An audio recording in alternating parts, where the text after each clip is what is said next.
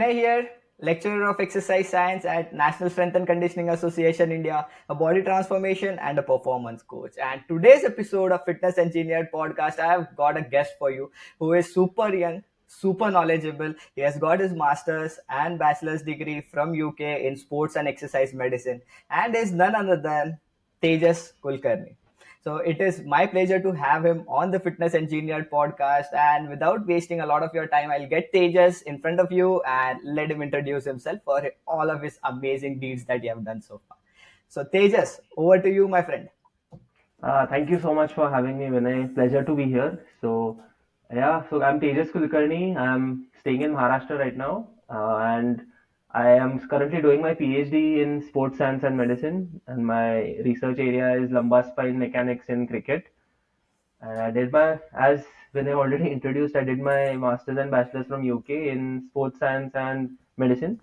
And that's my area of interest because I was already very interested in sport, exercise, and all those fields. Amazing to know you, Tejas, because we haven't seen a lot of professionals in India who have got their masters and bachelors in sports and exercise science. So the first question I would like to ask you, Tejas, is what inspired you to go abroad and study exercise and sports science medicine? Because these are not the things that are too gloomy as of now. Even though post COVID things have changed, people have started being aware, and the rise in coaches and fitness trainers have increased, but till that time you would be in your masters or something. So what inspired you to get into these field and get professionally educated and everything?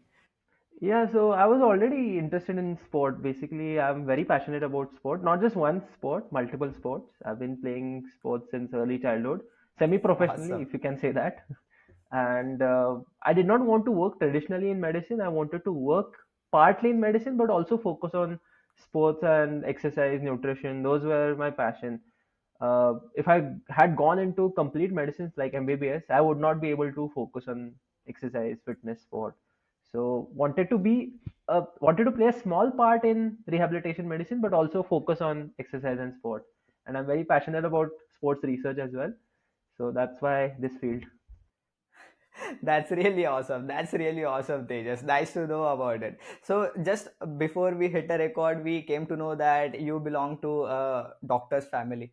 Everyone in your family is a doctor. So did that also inspire you to get into this field, and did that not made you to become a doctor yourself? So what was the conversation around when you just graduated, when you just passed your 10th, 12th? Was Yeah, I there mean, pressure on you to become a doctor or not? there was no such pressure from my parents or anything. All of both my parents, my uncle, my aunt, even my grandparents are doctors. They are orthopedic surgeons, but there was no such Fantastic. pressure from them to for me to become a doctor. They wanted me to do something that I like. I did have interest in biology. I did have interest in this medicine field, but did not want to completely spend my time in this field, as always wanted to be a part of sport. So just found Amazing. myself something related to that and just got in it.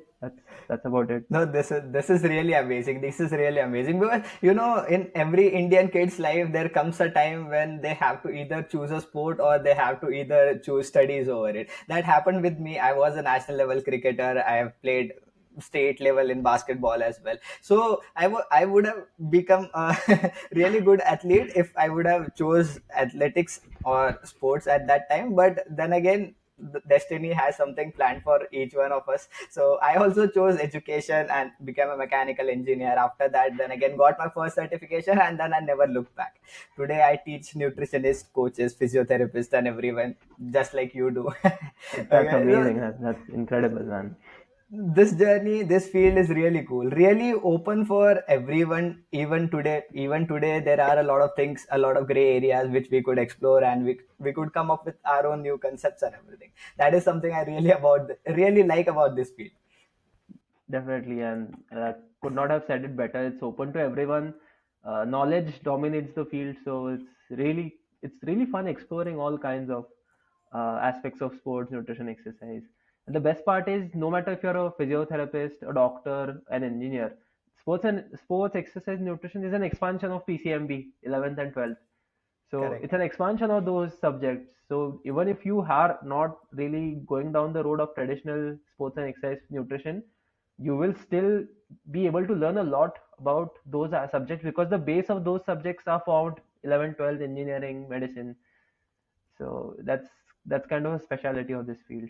Correct, correct, correct. That's the best part. So Tejas, you studied, you stayed in UK for a long term, and then you came back to India. Now you're working in your hospital and everything, working with athletes and clients. So what has been the biggest difference that you have noticed in the athletes, coaches, and everybody in the UK and in India? How do we guys approach? What are the differences, and what do you think that we Indians could improve upon? Right. So traditionally, from a psychological point of view, I believe there isn't much difference. The thing with UK coaches is most of them are traditionally studying exercise and nutrition as the traditional education. So they formally Right. learn exercise and nutrition in a university, in a college. But in India, we don't have it as popular as it is outside India. So in the UK or US, you might have noticed, okay, someone is a strength and conditioning coach. He has done a bachelor's or a master's relevant to Correct. that position.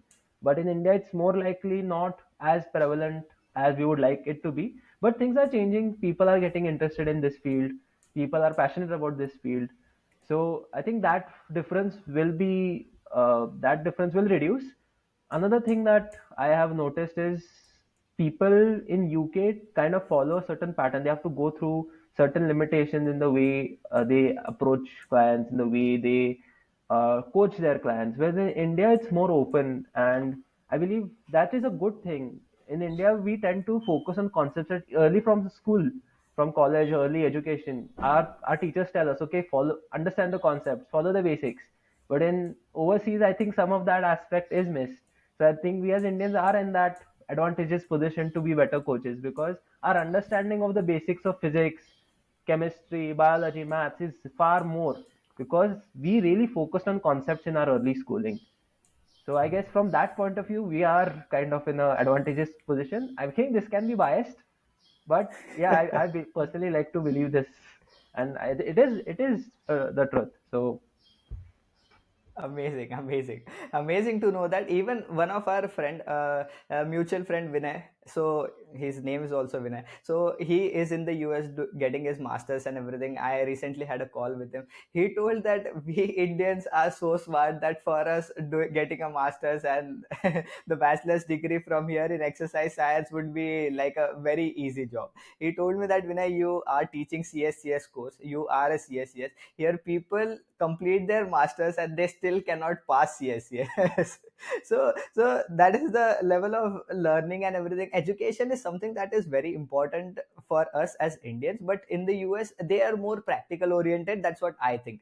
They are more focused on doing the things practically, get becoming a part of the sport and everything. Sports is a proper field there. Means just like we can make careers in education, we can make career in as a doctor, engineer and stuff, but there you can make a career, make a living as a sportsman as well.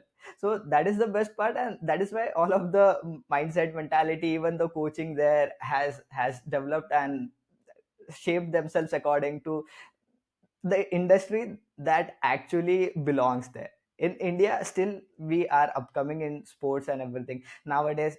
Earlier it was just the IPL that used to give exposure to the players, but now we have got ISL for football, we have got Pro Kabaddi for kabaddi, we have got the table tennis league, we have got it for the badminton and everything. So now the need for guys like you and me, emerging trainers and coaches who are really valuable, really knowledgeable, who have the understanding about all of the things, the need for all of these guys will actually increase. What do you think?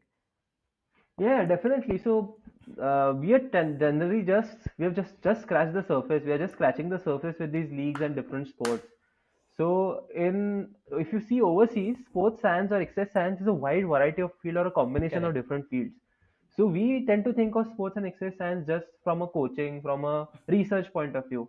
But when you think beyond that, there is a big world ahead, with marketing, with finance, with administration, management.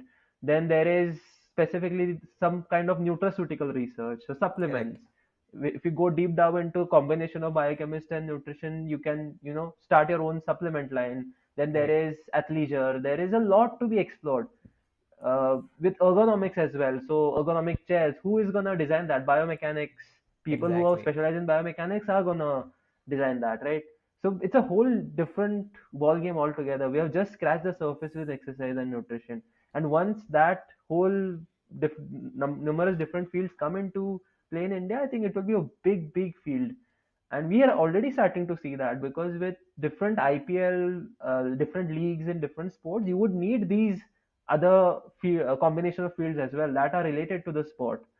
So you would need administration teams, you would need media teams to cover the events, you would need management teams to manage the teams, manage their all working, and how they would want to travel. So then multiple different fields come into the play, and the people who will specialize on the sport aspect as well as these fields will, I think, likely do really well. Correct, correct, correct. Very rightly said. Very rightly said. So, Tejas, coming on to the topic of what are the things that we guys could improve upon when we look at things from a coach's point of view or from a person's point of view who is an athlete or a client who is trying to transform their physique, transform their health, transform their fitness, or take their fitness on to the next level. Okay, as we are coaches, and I, as you have got tremendous knowledge and experience in this field, I would like to know from you what are the biggest mistakes that people make when it comes to improving their performance, when it comes to transforming their physique, health, and fitness. What are the biggest mistakes that the people make, and how could they avoid these? Right. So when we talk about mistakes, it can lie from a spectrum, right? So sometimes small mistakes won't really matter in the long run. That's what we try to tell people. But for some people now, that will depend very on the personal circumstances, stress, psychology, etc., etc. The build-up or accumulation of these small mistakes can hamper their goals.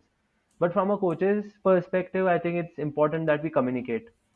We try to build up different strategies that suit that individual, because for some people these small mistakes, for a general population person, these small mistakes are a part of life. I mean, there is their social life. They would, some people who would want to request to party in there during the weekends, they worked really hard Correct, during the week, right? Other people, if you're an athlete, that is a complete no-no. correct, So it kind of depends on the personal circumstances, the goals, time frame is another thing to consider. correct. So variety of aspects, I think you might be really familiar with those aspects as well. Yes, But when we talk about conceptual mistakes, I would say the individual bias towards a particular form of exercise. So we yes, tend, especially with performance training, we tend to see people biased with one particular way of performing an exercise or one particular exercise. I mean, I've seen this a lot in athletes that they prefer one exercise, which they know is not gonna really help them in their performance goals, this is really right? big. Majority of the time they don't want to believe that this is not going to work. Majority of Yeah. the time they're so biased that they know this is not doing something good for them, but they still want to do that exercise. Yeah, definitely. I mean, with if you're an athlete, I think the majority of the time should be spent on the field working on your sports skills. If there's something that is not going to help, I mean, getting stronger in the gym is always going to be a good point, right? But Correct. at the expense of getting stronger, are you compromising on the skills that are actually going to be the Yes. difference between you winning and losing? So Correct. how is squatting 10 kgs more going to improve your hitting? You will only get better at hitting by hitting more. Correct. That is where the specificity, training for specificity comes into picture, because again, building muscle, no matter if you put on 10 kg of muscle, but that 10 kg of muscle is still increasing the overall weight of your body, and yet your body is still getting heavier with that 10 kg of muscle. And if those muscles, that hardware is not primed with the software, with the neural networks, with the skills and everything, then that having that extra hardware, having that extra muscle is not going to be helpful, rather it's going to be counterproductive. So this is the most important part. Is, I made a completely different episode upon athletes, training for athleticism, dieting for athleticism, nutrition and everything. There I covered one of the most simplest but most important point, is that we have to become better athletes, and to become a better athlete we need a foundational strength, foundational endurance, plus majority of portion about the skill of the sport as well. If you are a better Definitely. athlete, improving your skills and being able to play the sport for a very long time without getting injured becomes a lot easier. Okay, skill is just a part, skill is also a part which nobody can just extract out of it. But when you become a better athlete, when you are a better athlete, you get more time to play the sport, you get more time to improve on your skills, you get more time to show everyone what skills you already have. So that is something that majority of people just don't balance right. They either go too heavy in the gym, or they just go too heavy in the skill, or they go too heavy in both of the things, that gets them overtrained and then they end up getting injured. So this is one thing that I've observed. You're working with a lot of injury prone clients, injury prone athletes as well. So what do you think is getting a lot of we Indians, a lot of Indian athletes injured? Because even in cricket, if you would see a lot of, especially the Indian cricket team, a lot of athletes are getting injured, and once they get injured, again getting back to the sport is getting too difficult for them. Why is it happening? What's the root cause So behind this? so this is kind of a complex answer here. So I would like to first break it down very simply, right? Why does injury occur? So any tissue, once it any particular external force or internal force goes beyond its ability to handle that force, that tissue can get injured, Correct. So right? load Then versus there is the capacity. whole exactly. So then there is the whole aspect of what is the adaptation that has taken place over the years, Correct. right? We can't really predict, right? From the outset, we can't really tell. Okay, there is Correct. an osteophyte development in his head. How do you know? We don't have an MRI or a X-ray of that person. So if there is a negative adaptation over time, that could lead to injury. Now, there could be certain consequences in the short term, over the long term, and that is completely attributed to the amount of work you're putting your body through. Now, many researches have taken place, okay, with the lumbar spine injury, fast bowlers, if they bowl more than 210 balls per week, then they are likely to have more stress fracture or stress related injuries. But how how are we going to apply that in real practice? Because with sport, like even for a test match, a bowler may bowl 35 overs in or 200 balls in one day. So Exactly. is it actually the number of balls? No, it's the amount of forces that the person is interacting with. It's the Correct. amount of time that person is performing on the field. Then leave the field interaction of forces on the field or workload on the field and training aside. What is the person doing outside the field and Correct. the training, right? So that can be that his workout can be looked at. Is he actually training himself more in the gym, or what is his lifestyle like? Is his are all his nutrition requirements covered? Is there any deficiency that should be addressed? Is there any insufficiency that should be addressed? What are his different blood markers saying? So all this analysis will come into play, but largely speaking is most likely pushing yourself too much, ignoring signs and symptoms. So your body does kind of give some signs and symptoms, right? Okay, you are doing a lot now. Bhai ruk ja. That is what your body will tell you over the period of time. But And if that you people cannot sense this signal, what your body does is your body makes you sick, or your body gets you injured, because this is the only way the body knows that this guy could rest. definitely, definitely. So a lot of things come into play. Then the psyche of the individual. We are taught like no pain, no gain mentality all the Correct. time, Correct. but that doesn't really work in the long run. So the best way to for athletes could be a bit conservative in the training. So the biggest takeaway that any coach would take from this discussion is to not injure their athletes in the gym. Correct. Yeah. So that is basically one thing that I see a lot of people doing. They try to mimic. So I have seen a few coaches, I won't really take their names, that they're trying to mimic a fast bowler throwing with a dumbbell. Now, how is that gonna My do this? How is that gonna have the same effect? We cannot really have or mimic the experiences, the forces that Correct. a fast bowler or an athlete will experience on the field, on the gym.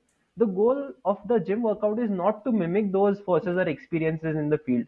Correct. It is to work on the other attributes. It is to work on other factors. You can't really get better at fast bowling by bowling in the gym or bowling with a dumbbell for that regard. Correct. You'll have to do fast bowling more often. Yes. That was very nicely explained, very superbly explained. Even the analogy that you used was fantastic, fantastic. Hit the nail on the head. One more thing I would like all of the coaches and athletes to be very cautious about is the educational part of all of these. We I said in the last podcast, I'll say it again. An educated athlete is always will an educated athlete will always avoid most of his injuries and would always play slightly better than an athlete who is not educated. Education does not mean your bachelor's or master's or PhD degree. Yeah, It is yeah, about the knowledge or the education about your body, about the movement that are taking place, about the nutrition, about the recovery needs, about your own body. Okay, and if you are a coach, you should educate your athlete. And if you are an athlete and your coach is not educating you, you need a better coach, my friend. yes, absolutely. Very well put. So, education about the body, education about how your body is perceiving that training, that nutrition plan. So, we tend to only think about, not we, but generally there is this narrative that calories in, calories out is the only Correct. thing that matters. But what about your gut health? What about Correct. how your digestion is bloating is normalized, but it should not be normalized. It is Then there common, is, but it is not normal. That is what. It yeah, happens with everyone, yeah. but it should not. It should not. It should not. You have to look at it from, if, especially if you're an athlete, you have to. I mean, you have to have the best thing that is available for you. You should not Correct. settle for less. Now Correct. that is circumstantial. Some things will come and go, but that's okay. How much is in your hand? You should be able to maximize or optimize to the T. So Correct. sleep should be pristine. There should be no Yes. sacrifices when it comes to sleep. There should be no sacrifices when it comes to getting the best nutrition. Correct. So Chaltai doesn't really work in athletic field. With general population, yes, you can say, okay, this is okay, all right, no matter, we can work around it. But with athletes, if the goal is to become a world class athlete, you have to work like a world class athlete or eat like a world class athlete. Correct, correct. That is what that everything comes with a trade-off. You are not going to become a world champion by not eating like a world champion, not training like a world champion, and your work ethics be like C plus, and you are expecting A plus results. That may not Exactly. happen anytime soon. So that was about the injury and everything. So Tejas, I want to get an insight about you for all of our listeners. That how could the listeners curate their own nutrition plan and training plan and recovery protocols. We'll go into this one by one, so you could just tell us by the hierarchy of needs about what are the most important factors and how should the individuals or the listeners of this podcast do the best thing for themselves. Okay, because Right. not everyone has the luxury of having or hiring a coach. Your slots are limited, my slots are limited. Okay, all of the there are a lot of athletes and not everyone could again afford the coaching and everything. So how could everyone, or especially the athletes, especially the people who are looking to transform themselves and take their physiques and performance to the next level, what would be the best things, or how could they start with their own nutrition planning?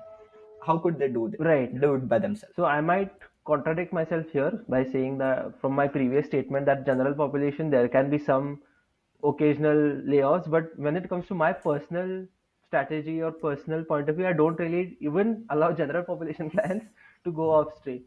So it also depends on certain circumstances. I hope you understand. But from Yes. my side, I try to optimize to the best possible way.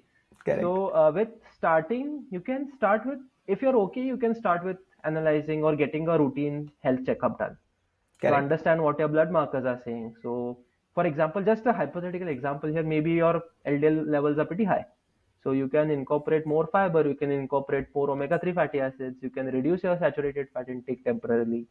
So these are few interventions you can think about. So this is coming from a routine blood checkup point of view. So if the person So is okay what? to get a So blood, sorry to cut you here, Tejas, but could you just give us a short brief about what are the blood tests that you would recommend the athletes and the people to just get started with before starting any nutrition, dietary, or supplemental routine? So that, because even right?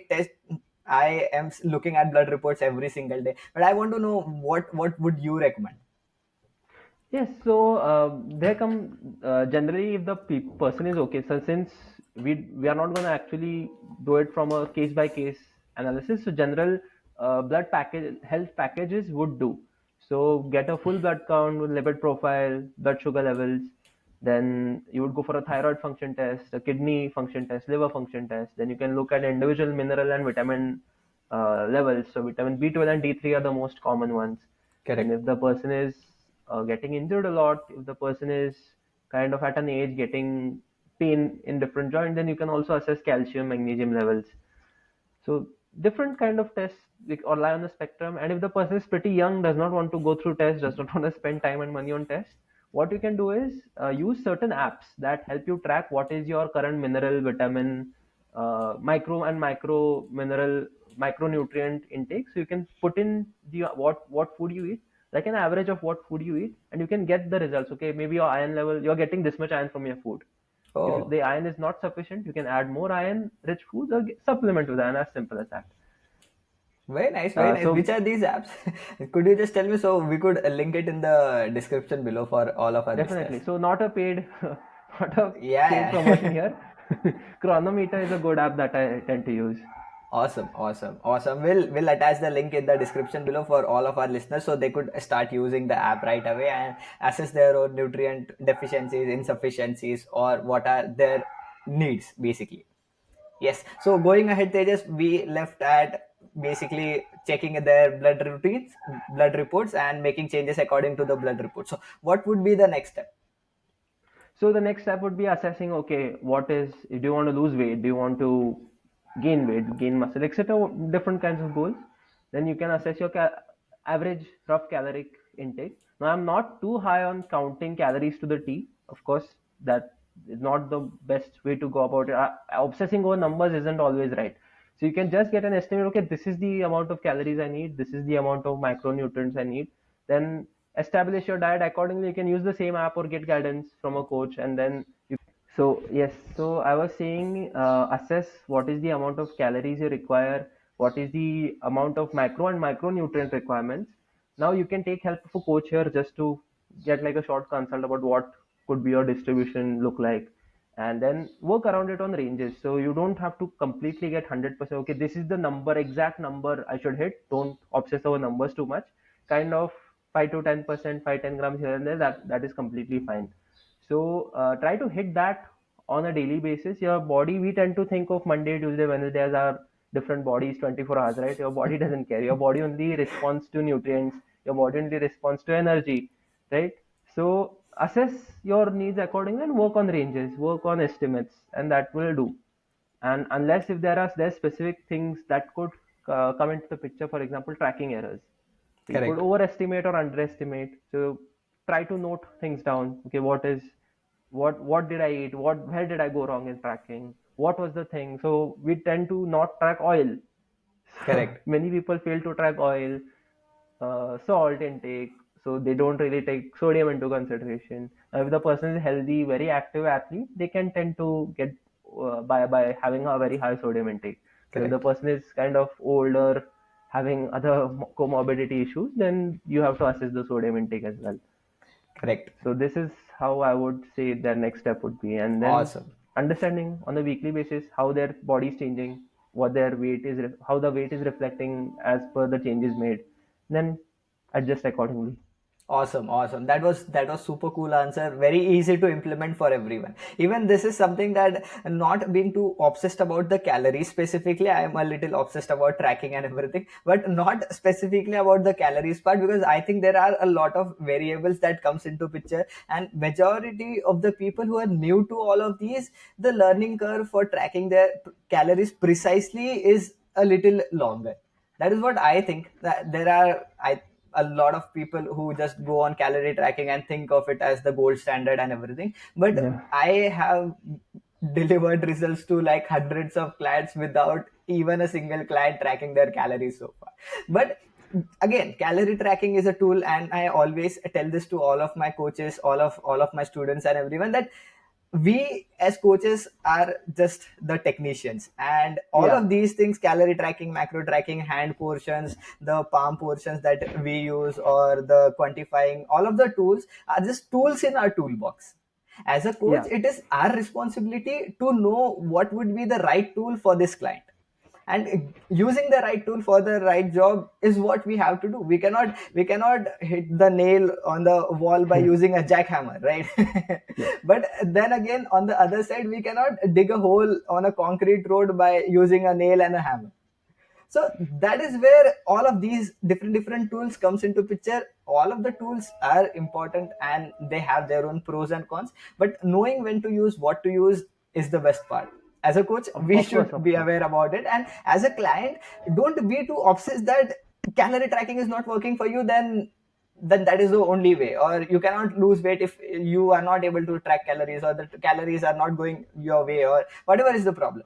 Just look out for a better coach who has a different approach, who has got experience, expertise, and knowledge, and has produced a result specifically. If the coach hasn't produced result, then then then the thing is like, their knowledge or their expertise are not at that level that could work for someone else as well apart from themselves. So always look out for coaches who have produced results over and over again to get the best coach possible. Yeah, definitely. I know that is a very good point there. So, see, with different people, different strategies can be utilized. If someone Correct. gets really good results with tracking, okay, I would, in fact, stick to it. If you're getting results, stick to Correct. it. Don't Awesome. change it. People tend to get influenced by social media narratives Yes. and posts, right? But those social media narratives are without nuance, because on a 1 minute reel, how much nuance and information are Exactly. you going to share? Tejas, this is the So, only reason I started this podcast, because Abhi just edits my all of my content, and Abhi always tells me to keep it short, keep it short, keep it fast, keep it fast, keep it short. But as a person, I want to tell as much as I could on a specific topic to the person. So for that, I told him that Abhi, just wait, let me start a podcast where I could just blow out my heart and just talk about everything, and then we'll make reels about the small points that we cover. This is the major reason I started this long form content, and because everything has to come with context, right? If there is no yeah, context, definitely. then it does not make any sense. Exactly.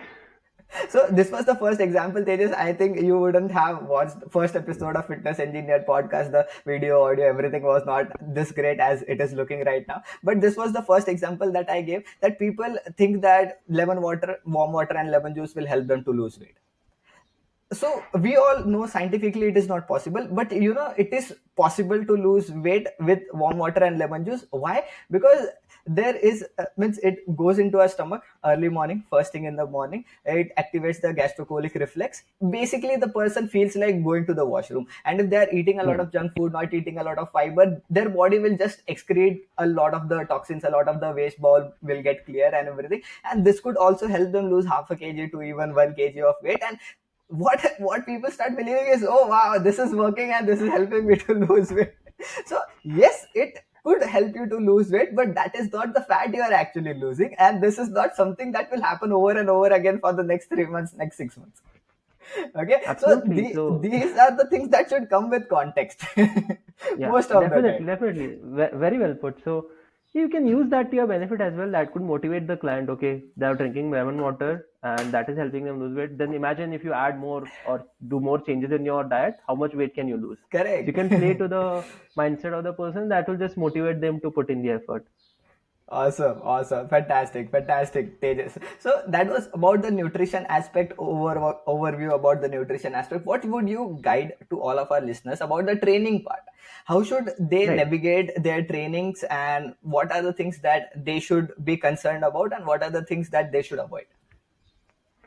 Right. So, firstly, this is kind of a complex question that I would fail to answer in a very short time. So I'll try my best to answer it. So initially, what I would ask them is to assess their active range of motion. So different joints will have different range of motion. Now the reasons could be n number of reasons why they have that certain range of motion, right? So for example, if this is shoulder, this is called a shoulder flexion, and if my range of motion, active range of motion, that means without any external assistance, external load or external support, I'm only able to go till here. Then this is my active range of motion.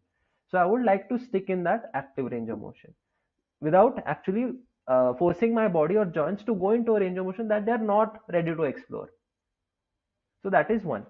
Now there are multiple nuances to look at that I would not be able to cover unfortunately in this particular section, but that is one, working in your active range of motion.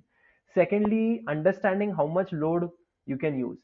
So I've used this example, right? There's a Tom and Jerry cartoon episode that in one particular episode, Tom loads a lot of weight onto a barbell to impress a female cat, and he then falls over and gets hurt. Assess how much load you can use, and then use that load. Don't try to go overboard by listening to certain sound bites that you need to be heavy, you need to lift heavy. So heavy will Lightweight, baby. be Ironic heavy always will be still runs subjective. into my head, even when I left today. Yeah. No, that is there. It's the heavy will be subjective, right? Correct. Now, from a biomechanical point of view, also.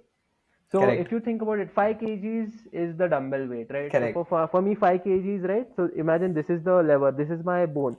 If someone with a longer bone, the same 5 kgs will offer more resistance to that person. Correct. So resistance is actually torque experienced at the joint. We only tend to think of resistance as the load.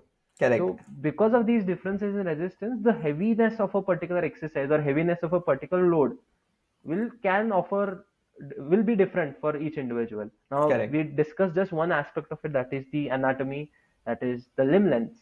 But there are Correct. multiple aspects to look at. What kind of equipment you're using, what is the speed of the repetition. So multiple things to consider.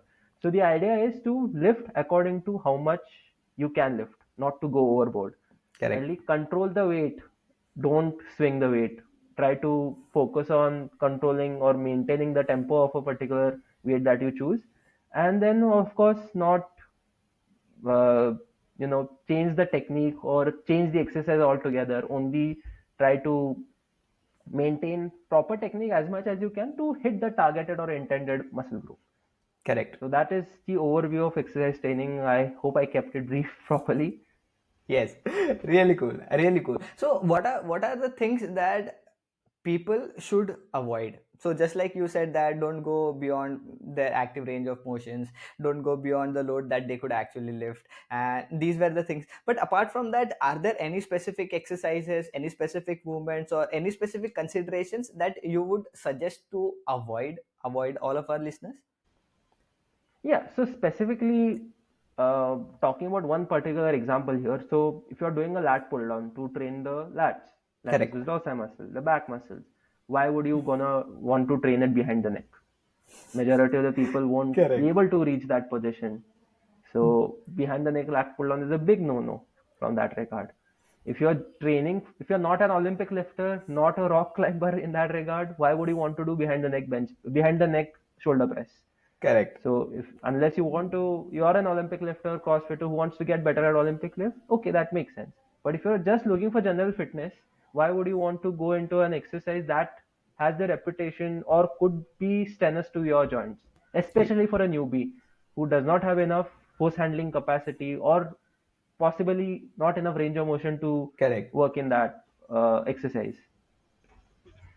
Correct, correct. These were really, really cool things that majority of people still do in the gym. Again, swinging a lot during their exercises, lifting a lot of load without paying attention to their form and technique is something that I've seen with a lot of people that we would recommend to avoid doing. Okay, weight Yeah. lifted should be challenging, but if that challenge is there even with the lighter loads, while keeping your form and technique intact, while being in control of every repetition that you perform, is the best thing. That is the weight that you should start using, and you should not be going too heavy while compromising form and technique, while compromising the control over the movement. These are the big no-nos about the training aspect, because you have to train for long. It is not about the intensity of the session, it is about the longevity, it is about the consistency. If you train too intense and get injured, you won't be coming to the gym for next 3 months, because you will be getting a surgery and everything done. So that would get you Yes. off the gym. Rather, you could just lower the volume a little bit, lower the intensity a little bit, and keep training for those 3 months, and you will get better benefits from that. Definitely, yeah, very, very well put. So, yeah, and also losing the plot about training, I didn't really speak about that. So, especially I've seen this with athletes, they get too immersed. I know this is a good thing or can be a big motivating factor, but you're training to get better at your sport. That's the number one thing an athlete should Correct. consider. So, once they get so immersed in the lifting that they sometimes ignore the sport and just focus on the lifting. So, Correct. that is something that athletes should pay attention to. So you have to understand why are you working out. You're working out, okay, maybe aesthetic reasons. There could be other associated factors like, okay, you want to look stronger, you want to get stronger, but the main objective is to get better at your sport or improve your athleticism. Then you should keep that in mind, not always completely immerse yourself in that lifting factor, that you do not pay attention to other things that you should do. Correct, correct. Because again, strength is a skill. Okay, if you want to become a better deadlifter, you will have to deadlift, and by doing better deadlift, you will get better at deadlifts only. You will not get Yes, better at your sport by doing more deadlift after a point. of course, Okay, of course. And even with the deadlift, okay, if you change the bar, change the knurling of the bar, correct, change the platform, change the shoes, you will not be able to lift the same amount of weight. So correct, the specific strength, even there, it has nuances. Even with the deadlift correct, itself. correct. Correct. So, apart from nutrition, apart from training, what are the other lifestyle considerations that athletes and our clients looking to change their physique, transform their physique, should be paying attention to? Yes, so I would say sleep. Now, Very sleep important. can be influenced by nutrition, but yes, but majorly sleep, stress. Then I would add some things to that regard that are slightly related to the nutrition aspect, but not completely. One is the cosmetics that you use, the food storage. So if you're getting something like an omega-3 supplement, you should try to store it in the fridge. Correct. Then whenever the opportunity presents, look at the utensils. So instead of using aluminum utensils, try to go for stainless steel or the ceramic utensils. Correct. Then avoid heating things in plastic. Avoid using BPA rich, so bisphenol rich plastics.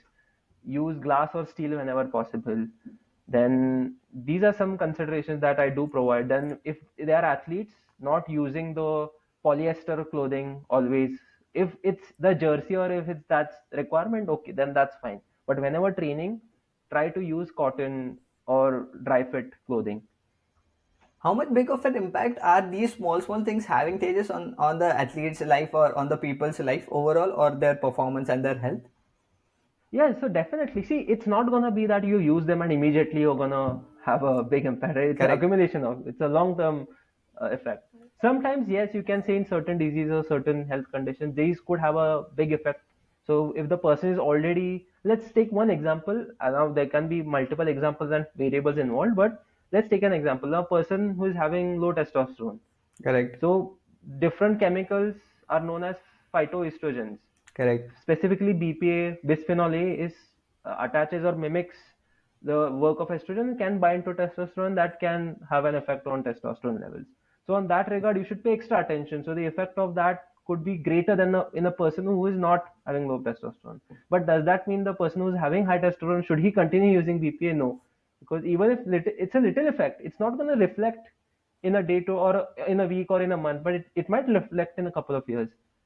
So Correct. these things most likely work on a long term basis, but always better. It's in our hand, right? It's in our hand what to use. Now, if there is no other choice, then use it. But if whenever possible you have the choice, try to go for the better choice. Correct. Yes. So this was the first thing. Avoid all of these things.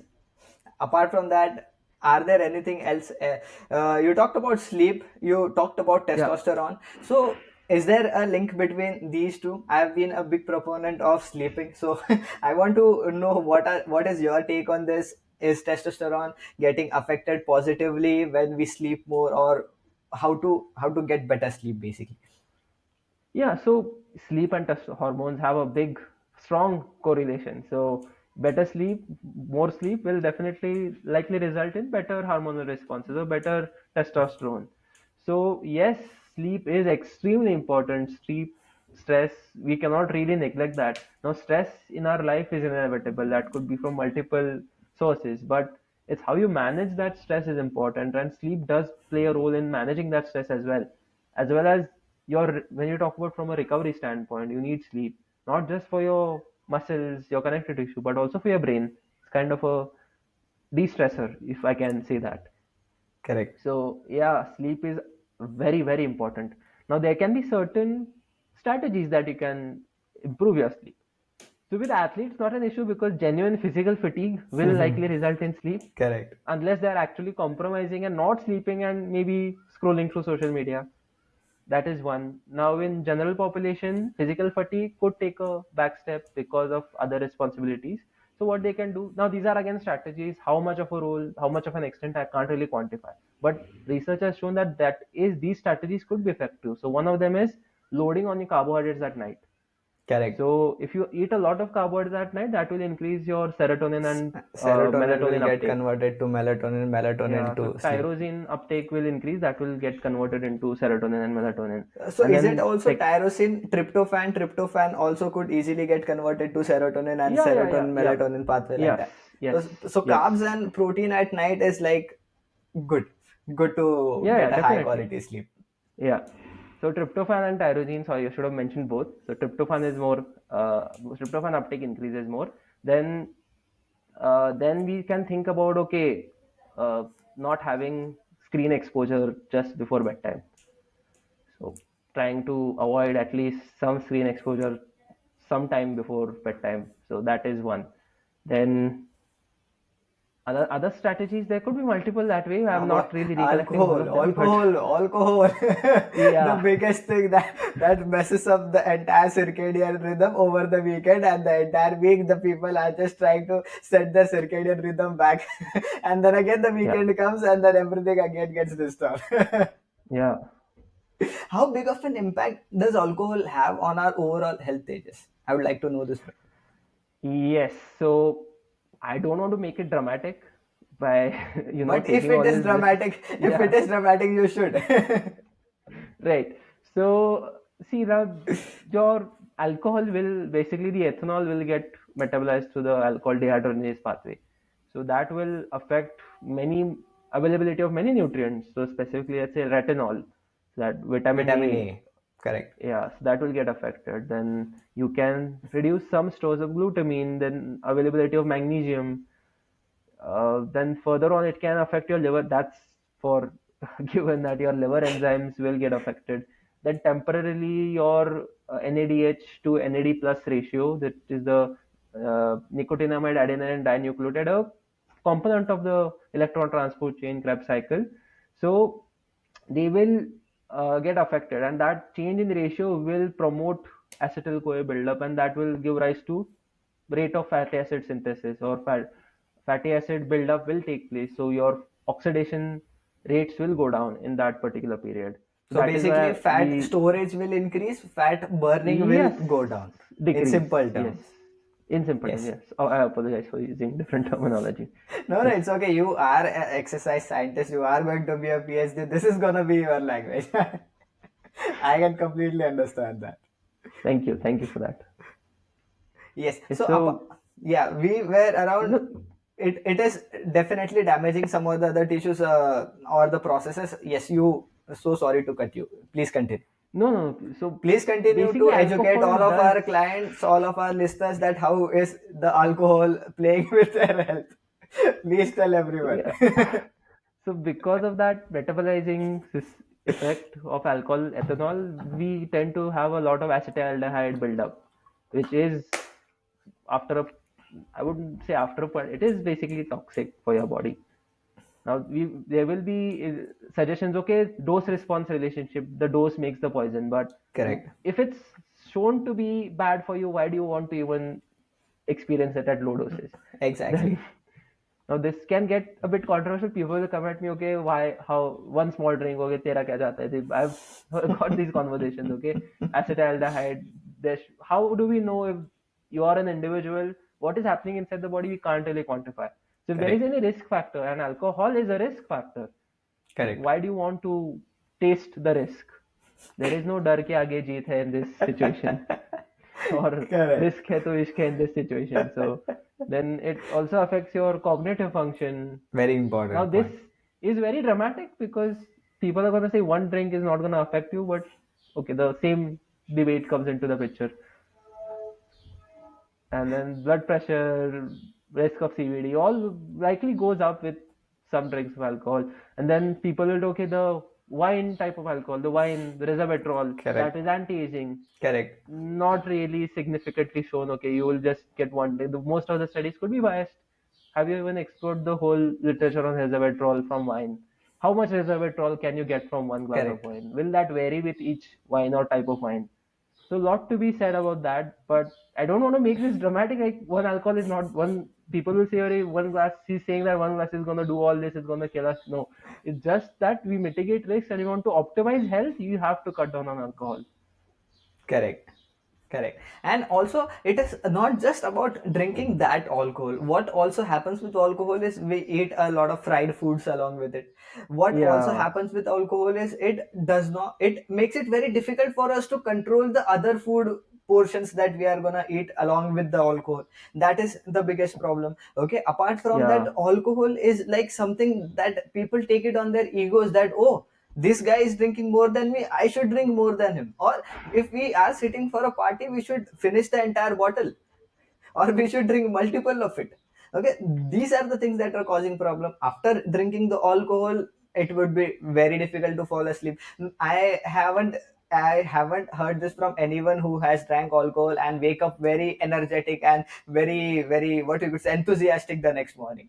Every morning post alcohol is gonna be groggy, it's gonna be lethargic, it's gonna be lazy, and you are just gonna be in the hangover about the alcohol. Okay, if it has got no benefits, chalo, let's not say that it is, means dose makes it poison. Okay, dose dependent. If you're gonna drink one alcohol, not a lot of bad things are gonna happen, although it is gonna happen, but we could say that not a lot of bad things. But it also isn't better for you. It also yeah. isn't making your health better. It is not gonna help you to build muscle. It is not gonna help you help you to stay stronger, live for longer, or any other health benefits. So No, absolutely why do not. you even want to go for that route? If you want to enjoy your life, there are multiple great things that you could do to enjoy your life apart from alcohol as well. Absolutely, yes. So the only reason or the only defense of alcohol is enjoyment and social health. But it's Correct. not, it's the company you keep, not the drink you drink. So Exactly, exactly, very well there's said. more to, enjoyment than alcohol. I mean, if people realize that, now I'm not going against people or going or having this agenda that okay, everyone should stop drinking alcohol. Not saying that at all. You can enjoy your life as per your wishes, but try to make sure that other things, whatever are in your hand, and conditionally you have to modify them. So in Correct. cases where you have to completely give up alcohol, is there are if there are ill effects or symptoms that you are saying, that is the point where you should cut down completely. Now, Correct. that being said, this podcast will never, I mean, you and I have the same mentality. We don't ever promote alcohol, even one glass. Correct. Correct. We tend to always promote that give up alcohol.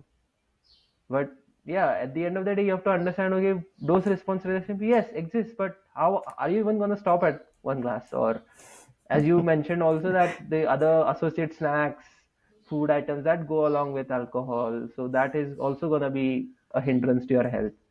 Exactly, exactly. It is also gonna lower your testosterone. It is also gonna stop your muscle protein synthesis for a time duration. It is also gonna gonna affect a lot of your liver enzymes. It is gonna create deficiencies. Sleep is gonna get hampered. You are not gonna feel great the next day. So basically, people love alcohol, but alcohol does not love them back.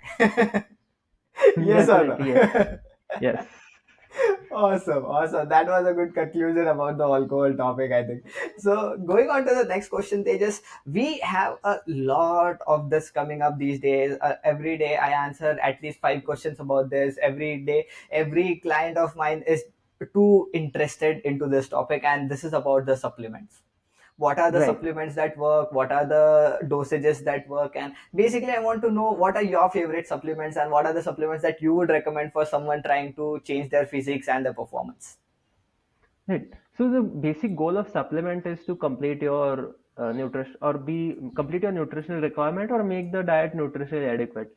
We try to tend to think of supplements as something that should be considered at low doses, but that's not the case.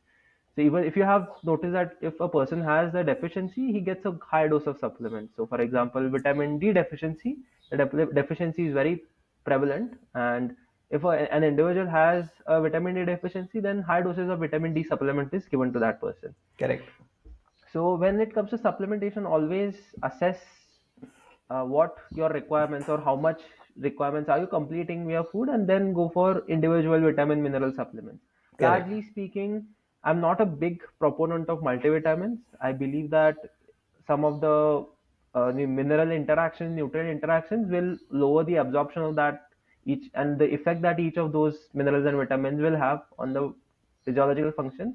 Secondly, their absorption won't be there. Then the RDA quantity, for example, vitamin A, Correct. you might be getting a good amount of vitamin A from your diet. Then if you're getting more from the supplement that is providing 100% of RDA, you don't require that much vitamin A. Correct. Then, other than that, you have to understand what are the general supplements. So, protein, for example, whey protein. So, if you have a good, authentic whey protein, there's nothing like it. So, to complete 25 grams of protein is the most convenient and the easiest way. Just take a Correct. scoop of whey protein in water and you can just complete 25 grams of protein. To complete Exactly. 25 grams, you need to eat a lot of food. So, people who are not having a great appetite, for them completing that whey protein is through that supplement is very convenient. Also, convenience is a very big factor. You don't have to purchase it, you don't have to wash it, you don't have to cut it, you don't have to cook it, you don't have to wash the utensils afterwards. So Exactly. convenience is very big factor when it comes to opting for a supplement. Yeah, definitely. And since you mentioned that convenience is a big factor in adhering to the diet or Correct. staying to the diet. If it's not convenient, people are not, there's a big possibility people will not stick to the diet. Correct. So for completing 25 grams of protein, I know depend the egg size, the different eggs will vary, but 5 or 6 eggs.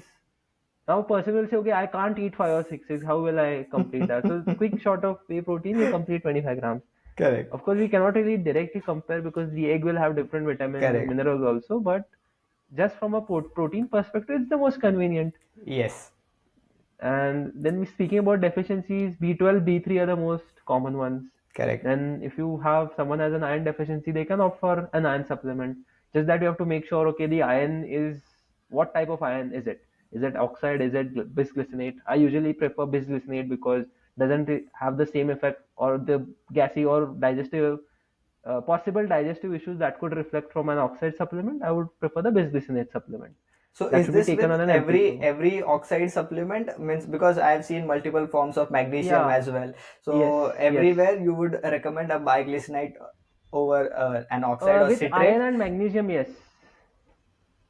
With Cool, cool. iron and magnesium, yes. A bisglycinate iron and magnesium glycinate. That would be better. You can use citrate, not a problem in that. Just Awesome. that personally, I prefer recommending bisglycinate. It's better absorption. Got it. And then when it comes to other supplements, for example, calcium, if the person is eating a lot of dairy, you know, don't need calcium supplement. So you Correct. don't need to propagate calcium. So unless that person is deficient or not able to eat dairy or get calcium from other sources. Correct. Now, there can be some discrepancy here because people tend to think that spinach is a good calcium source, but spinach, the calcium in spinach is bound to oxalic acid, oxalates. So Correct. it's not gonna, the availability is not gonna be as prominent as in dairy. Correct. Then, yeah, so assess what requirements, nutrients you're getting, and then supplement accordingly. Now, additional performance supplements that we just tend to focus from an exercise performance standpoint, but also could have an effect on other body systems. For example, creatine. So I do Yes. suggest creatine to everyone regardless of age, unless they have some prevalent disorder or disease in their kidney or liver. Apart from that, I do suggest creatine to everyone because creatine levels, if they are low, especially in vegetarians or vegans, if creatine levels are low, supplementing with creatine monohydrate has shown positive benefits. Correct. So cognitive, from a cognitive function point of view, creatine will help. So creatine monohydrate is something you can consider. And the most popular one, caffeine, that Yes. is suggested as a pre-workout. So I do tend to suggest caffeine, any form basically. I don't really focus on the form of caffeine through coffee or through supplements. Generally speaking, if you want to track it to the T, then the supplemental form of caffeine is much better from a tracking perspective. Because with coffee, the amount of caffeine will vary a lot. So that Correct. is the current recommendation from my side. Awesome, awesome, awesome. Also, talking about a lot of other supplements like L-carnitine, we have got Yeah, citrulline, we have got beta-alanine, we have got ashwagandha. What is yeah. your take on all of these? Yes. So when we talk about citrulline, it's basically L precursor of L-arginine, right? So if you're Correct. getting good amount of protein, unless you have a specific endurance goal or Goal. quick need for an endurance activity or endurance enhancement, you can consider it. No such problem with it. Same with, I would say, beta-alanine as well. But from a daily use perspective, in generally speaking, you don't need to opt for those Exactly. supplements unless, okay, you are a marathon run, you want to run more often, right? I would say that is a much better use of beta-alanine or L-citrulline. Unless, or simple, get watermelon, eat good amount of watermelon and get good amount of protein, you'll get some citrulline, and that will still show some benefits. Not as pronounced as a supplement, but some benefits. If you're not a marathon runner or an endurance athlete, you won't probably need those in your daily workouts. Then in talking about ashwagandha, yes, I do suggest ashwagandha a lot, but it the thing with ashwagandha is the sourcing and the Correct. supplement should be authentic, Correct. because if the supplement is not authentic, it could come with a lot of heavy metals associated with it, which could be really bad for your health. So the sourcing and the supplement should be authentic. You should trust the supplement first. If you don't, and if there is something fishy about it, then it's better to avoid. Not all ashwagandha is same. So Correct. KSM 66 ashwagandha is the one Yes. that I recommend, Yes. and better to go for a, even with KSM 66, the company should have some information regarding Credibility. sourcing. If you're, Correct. yeah, sourcing, storage, if any in doubt, you can just mail the company, or if you're that into analysis, you can just get a lab test done. So yeah, KSM 66 ashwagandha is really good. I do suggest it to many people. And Because what I, was I the have last been supplement? I've been reading about ashwagandha lately. Ashwagandha is touted to be the next creatine, means just early stages of research. I know there aren't a lot of evidence to be very sure about this, but yes, the things are coming up lately, and I've been listening about ashwagandha a lot these days about from the different broadcasters, from different health and fitness coaches who have been in this field from a very long time. So that is something Yeah. that I would highly suggest. Yeah, it can be used as a calming agent to, Yes, temporarily manage adaptogen. stress. Correct. Yeah. So, other than that, I think acetyl L-carnitine. I think you said acetyl L-carnitine. Correct. Correct. Yeah, yeah. So L-carnitine, you can get it from a tartrate form or a acetyl L-carnitine form. So for more performance benefits, I would say, see, even you will see the same performance benefits from acetyl L-carnitine. Not exactly same, but similar from acetyl as well as the tartrate form. Tartrate. Tartrate will be better for endurance type of benefits, but Correct. acetyl L-carnitine is pronounced or promoted because of its supposed cognitive benefits. Now, if God. someone is vegan or vegetarian, I can suggest, I do tend to, okay, tell them, okay, consider acetyl L-carnitine. Now, if you're a non-vegetarian, you can still you can still supplement with acetyl L-carnitine for those supposed cognitive benefits. Otherwise, if you're getting good amount of non-veg food in your daily diet, you probably don't need to get them. But if you're looking for that extra 0.1 0.5% benefit, then acetyl L-carnitine will be helpful. Now, with athletes, you might have seen many endurance athletes do tend to take acetyl L-carnitine intravenously Correct. through Because injections. the absorption, the bioavailability of oral carnitine is not very high, really. So taking it Exactly. via IV is the best option, I think. Yeah, yeah, definitely. And with there's a suppose that, okay, if you have any uh, increase in possibly or any cardiovascular risk, if you're at cardiovascular risk, taking oral acetyl L-carnitine or any form of carnitine, you should be a bit careful because of the metabolite known as TMA or trimethylamine oxide. So if you are already prone to a CVD disease or Correct. have had history of that, then probably not a good idea to go down with carnitine. Correct. Very nicely said. Super detailed. Few of the things that I did not knew about. Very nice Thank to you. have a conversation, super detailed. Nice to know that you have been doing great in this field, providing knowledge. And thank you for coming on to the Fitness Engineer podcast, Tejas. Last question for you is, where can people find you? How can all of our listeners learn more from you? I have also seen you have got a lot of courses around nutrition, training, exercise, and all of those things. So what are you up to, and how could our listeners learn more from you, and where they could find you? Yeah, so you can reach out through me to Instagram. I think Instagram handle is Tejas Kulkarni _7. I'll So you attach can. it in the Oh, description so people could thank you go so on to much. your So profile. I do have courses on exercise science and nutrition science. So they are largely conceptual that will cover all concepts of exercise and nutrition. I won't really tell you, okay, this is good, this is bad. I will just explain the concepts, and you can just put in two and two together with that information. And that is the whole goal with these courses. And thank you so much for having me on the podcast. It was really kind of you to invite me, and I had a great time speaking with you. And it was a pleasure being here. Thank you so much. Awesome, Tejas. Awesome. Super, super valuable episode. I really thank you for your time. I know you are running short on time. We both have had a really packed schedule, but we still managed our time together. Thank you for coming and sharing your knowledge and wisdom with all of us. Tejas, really looking forward to having more episodes with you, and really looking forward to having super detailed conversations with you again. Thank you so much. Thank you. Pleasure being here. Thank you so much. So, guys, this was all about today's episode with Tejas Kulkarni. He is gonna be a PhD super soon, and hope you learned something new from this. Hope it added some value to your life. And if you want to keep getting more of such values, please like our episode, share it with your friends so that we could reach out to more and more people, and everyone could benefit from this. And as always, my friend Vinay Suryanshi signing off. Bye.